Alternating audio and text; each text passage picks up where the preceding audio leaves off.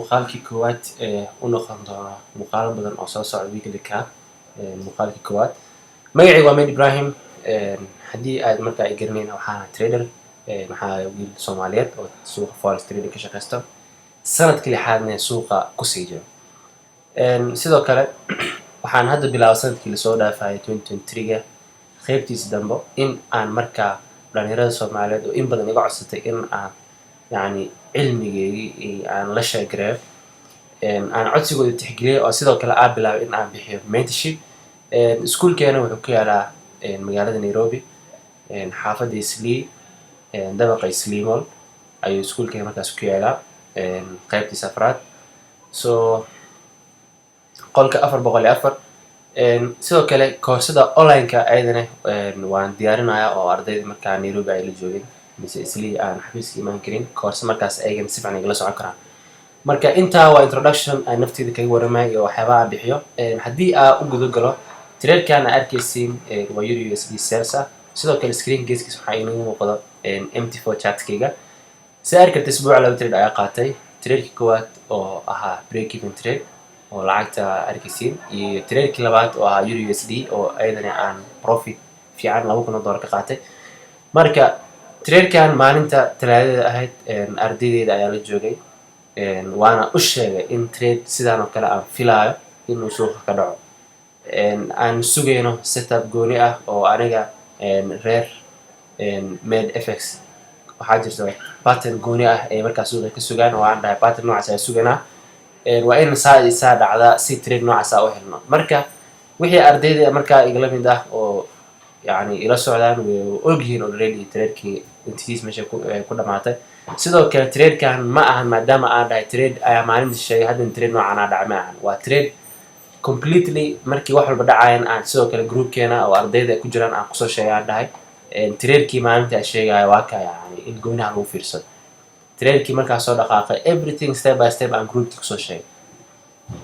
Marka tradekan arkaysiin haddii aan sharaxo sidaa ku qaatay waa trade USD sales ah. Sida ogtihiin suuqa waxaa jirto waxay dhahayaan A setup. A setup waxaa laga wadaa A setup waa setup yani suuqa aad ka diyaarsatay aad ogtahay haddii aad setupkan qaadatid boqolkiiba yani 1 to 10 haddii aad qaadatid 10 jeer aad ogtahay tradekan 7 jeer ka mid ah mise 8 jeer ka mid ah haddii aysan ahayn 10 in aad ku faa'iidaysid oo lacag samaynaysid. So tradeda noocan oo kale ah waa trade powerful ah oo يعني أديه كرتيب على له ما أنت تريد في عنوان إستا. تريد كان أسبوعي مركو حنفينا هرتزو قبل هذا تريد كي أيدي كده بيناقات هدي أوجد قلو أسبوع وحكبل هذا هدي أنا قلدنا هل كان وحكبل هذا هل كان ماشي أنا 8 جنوري. أسبوع سألك السوق consolidation أيوة قلي then وحقول حي رينج ماشان يعني لوجي سوقي مركو قبل هذا وحوها ماشان suuqa ilaa iyo meeshaan muusan dhaafin haddaa fiirisid ilaa xataa isbuuc intuu ka xirmaayo. So waxaa arkaynaa levelkan ilaa levelkan suuqa inuu dhexeeyo. So ma ahan inaad dhahdid suuqii consolidation ay ku jiraa opportunity kama qaadan karo. Opportunity badan ay suuqan bixiyay. Opportunity-ga aniga ugu dambeeyay oo aan filaynay suuqa uu markaa bixiyay waxay ahayd tradekan USD sales-ka. So tradekan waxaa arkaynaa meeshaan level of ceiling waxaa dhahanay flow inuu sawiraan yahay. waxaa arkaynaa price-ka perfectly in uu imaaday area-dii aniga aan u qaano trade reversal zone-keeni. Trade reversal zone-keeni markaa imaanay waxaa arkaynaa 15 minute confirmation fiican inuu suuqa bixiyay, then entry aan ka qaadanay. Entry-gan TB ma gaarin laakiin waxaan ku xirnay marka trade-kii databib uu maray. So trade-kii markuu databib maray ayaa trade-kii meesha ku xirnay. Actually ma ahaynin 18 pip 14 pip ayuu ahayd aan qaldaneen.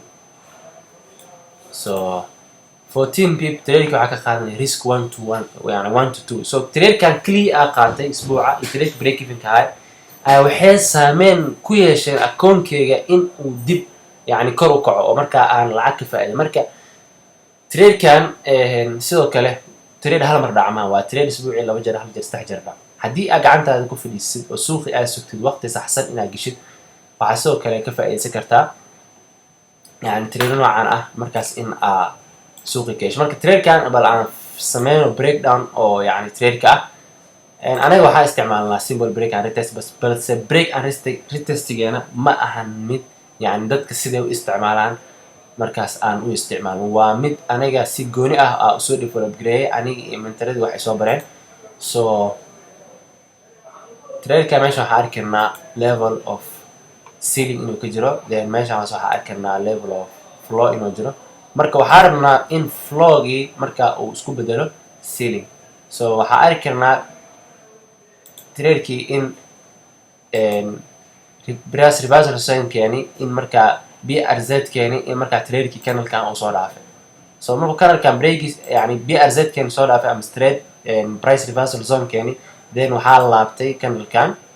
So canalkan markuu laabtay, then canalkan ayaa entrygeena ahaa. Then waxaa arki kartaa sell qurux badan oo aan isku dhibin ayuu suuqii markaa sameeyay. Trailkiina si qurux badan ayuu markaa inagu daatay, wuxuuna siiyay 40 bib balse 39 bib, laakiin anaga waxaa kaga baxnay suuqa 30 bib maadaama news USD kasoo socda oo jira.